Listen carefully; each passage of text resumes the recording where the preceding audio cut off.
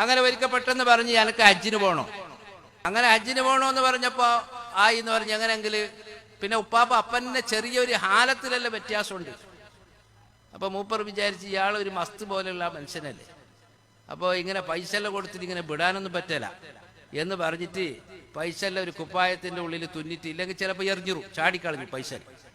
അപ്പം അതുകൊണ്ടിട്ട് ഇങ്ങനെ എല്ലാം തുന്നിട്ട് കൊടുത്തിട്ട് മംഗലാപുരത്തേക്ക് കൊണ്ടുപോയിട്ട് അവിടെ ഷുക്കൂർ സേട്ടു എന്ന് പറഞ്ഞിട്ടുണ്ട്, അന്നല്ല സേട്ടന്മാരല്ലേ. ഷുക്കൂർ സേട്ടിനോട് പറഞ്ഞ് ഇയാൾ നമ്മളെ പുരലിൽ താമസിക്കുന്ന ഒരു നല്ല മനുഷ്യനാണ്, ഇയാൾ ഹജ്ജിന് പോകുന്നെന്ന് പറയുന്നുണ്ട്, അപ്പോൾ ഇയാൾ അങ്ങനെ വിട്ടാൻ ആവല, ശരിയാവില്ല, അതുകൊണ്ട് ആരെങ്കിലും കൂടെ നിങ്ങൾ കൂട്ടിയിട്ട് അയക്കണമെന്ന് പറഞ്ഞിട്ട് അതിലുള്ള ഏർപ്പാടെല്ലാം ഈ പള്ളിക്കുഞ്ഞാജി എന്ന് പറയുന്ന ഈ മഞ്ചേശ്വരത്തുള്ള ഈ തുണിപ്പിയുടെ കച്ചവടക്കാരൻ, തുണിക്കച്ചവടക്കാരൻ, അങ്ങനെ അയാൾ പറഞ്ഞാൽ എൻ്റെ മരുവനും എൻ്റെ മകളും ഹജ്ജിന് പോകുന്നുണ്ട് ബൊംബെയിൽ നിന്ന്, അപ്പം ഞാൻ അവർക്ക് വിളിച്ചിട്ട് അറിയിക്കാം എന്ന് പറഞ്ഞിട്ട് ഇയാളെ കപ്പലിൽ, ഉപ്പാപ്പനെ കപ്പലിൽ കയറ്റി ഓർക്ക് വിവരം കൊടുത്തു.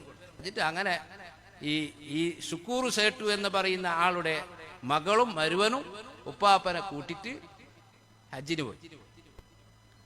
അങ്ങനെ ഹജ്ജ് കഴിഞ്ഞിട്ട് ജംറത്തുൽ അഖബയിലേക്ക് എറിയപ്പെട്ടു. എറിഞ്ഞ് മിനായിലല്ലേ ജംറത്തുൽ അഖബയിലേക്ക് എറിയുന്നത്, അതല്ലേ എറിഞ്ഞിട്ട് മൂന്നാമത്തെ എറിയൽ കഴിഞ്ഞതിന് ശേഷം പിന്നെ ഈ മനുഷ്യനെ ആടെ കാണുന്നില്ല. പിന്നെ ഈ മനുഷ്യന് ആടെ ഇല്ല. ഏടുണ്ട്? മഞ്ചേശ്വരത്തുണ്ട്. ആരെപ്പോ ഇത്? സാധാരണ വലിയല്ല, ബഹുമാനപ്പെട്ട ഉപ്പാപ്പ തങ്ങൾ, അബ്ദാലിങ്ങൾ, ഔലിയാക്കൾ, പല വിഭാഗക്കാരുണ്ട്. അതിൽ വലിയൊരു വിഭാഗത്തിൽപ്പെട്ട ആളാണ് ഉപ്പാപ്പ. അബ്ദാലി എന്ന് പറയുമ്പോൾ അവർ അതന്നെയാണ് പറയുന്നത്. ഒരേ സമയത്ത് പള്ളത്ത്, പിന്നെ ഒരു സമയത്ത് ഉള്ളാളത്ത്. അപ്പന്നെ നോക്കുമ്പോൾ മംഗലാപുരത്ത് ഇന്നെല്ലാം പറഞ്ഞ, മൈക്കാലത്ത് ഇന്നെല്ലാം പറഞ്ഞ അബ്ദാലികളാണ്. അവർ ഞമ്മക്ക് കാണുമ്പോൾ ഒരു ശരീരം ഞമ്മ ഇവിടെ ഉണ്ടെങ്കിൽ ഒരു ശരീരത്തിൽ അവർ എന്തെങ്കിലും ചെയ്തുകൊണ്ടുണ്ടാവും. ഞമ്മ ഈ കാണുന്ന ഈ കുരുടായ കണ്ണുകൊണ്ട് എന്തെങ്കിലും പറഞ്ഞെങ്കിൽ ശരിയാവും. ഈ ദുൽഹജ്ജ് 13 കഴിഞ്ഞിട്ട് 14 അന്ന് നോക്കുമ്പോൾ ഉപ്പാപ്പ എവിടെയാണ്? മഞ്ചേശ്വരത്ത് പ്ലെയിൻ ഉണ്ടാകുന്നു. അന്ന് പോകുന്ന കപ്പലിൽ എങ്ങനെ പാരിട്ട് വന്നെങ്കിൽ കൂടെ എത്താൻ കഴിയില്ല.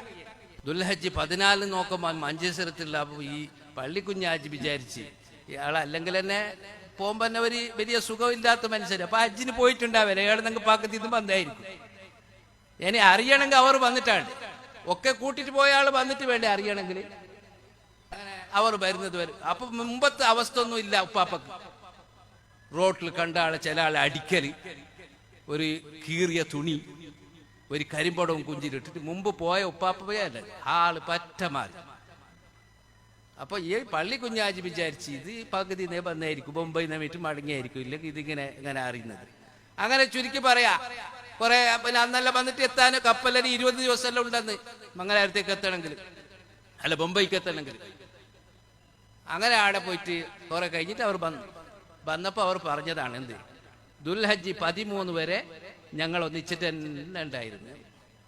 14 നോക്കുമ്പോൾ എവിടെയുണ്ട്? മഞ്ചേശ്വരത്ത്. എത്ര 1000 കിലോമീറ്റർ സഞ്ചരിച്ചിട്ട് എങ്ങനെയാണ് ഇത് വന്നത്? ഇങ്ങനത്തെ എത്ര ചരിത്രമാണുള്ളത് ഉപ്പാപ്പനെ പറ്റി.